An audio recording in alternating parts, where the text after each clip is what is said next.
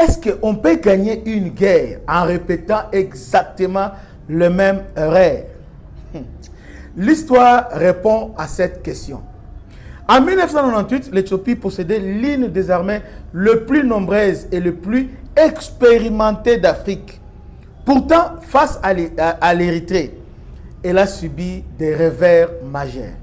Pourquoi?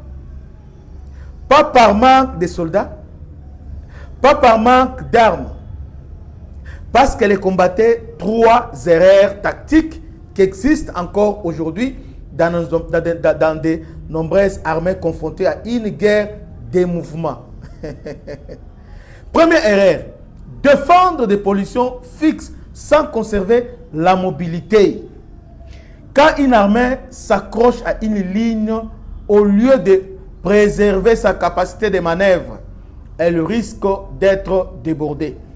L'adversaire choisit les points faibles, contourne le défense et menace les arrières.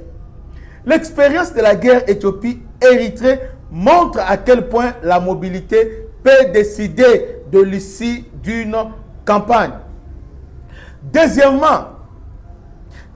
erreur, une coordination insuffisante entre les différents moyens de combat. Artillerie, infanterie, des drones, le renseignement et les transmissions doivent fonctionner comme un seul système. Si les frappes ne sont pas synchronisées avec la progression des unités au sol, l'adversaire peut se disperser, se réorganiser et reprendre l'initiative. En guerre moderne, ce n'est pas seulement la puissance des faits qui compte, c'est le rythme de l'action. Je dis bien, c'est le rythme de l'action.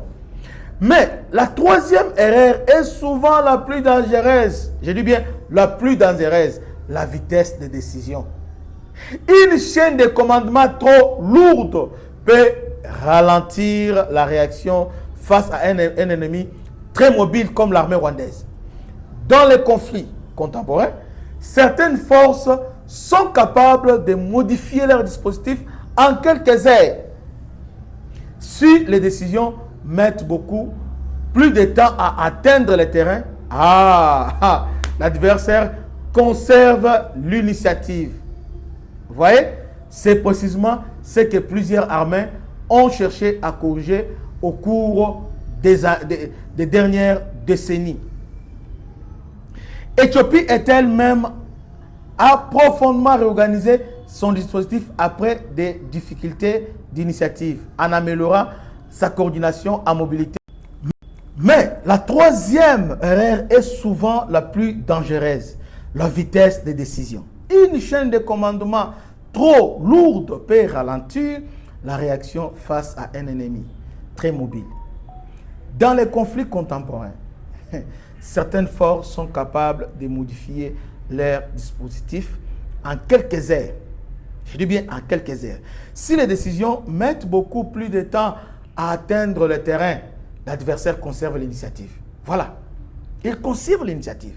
C'est précisément ce que plusieurs armées ont cherché à corriger au cours des dernières décennies.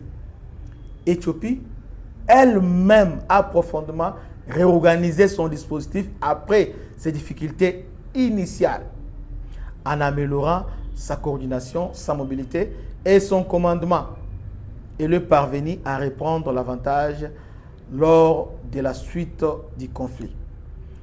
La leçon dépasse largement cette guerre. Une armée ne gagne pas uniquement grâce au courage de ses soldats. Non. Non.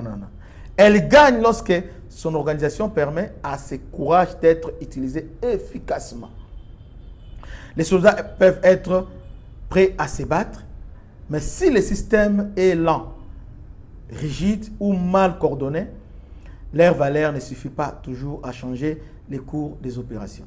L'histoire militaire est remplie d'exemples où des erreurs organisationnelles ont été identifiées, étudiées, puis corrigées. La véritable question n'est donc pas de savoir si ces problèmes peuvent être résolus. La véritable question est de savoir Si les leçons de l'histoire seront suffisamment étudiées et adaptées pour améliorer les performances sur le terrain. Parce qu'en guerre, les armées qui apprennent plus vite que leurs adversaires finissent souvent par reprendre l'initiative. Ah ouais? Finissent toujours par reprendre l'initiative. À bientôt.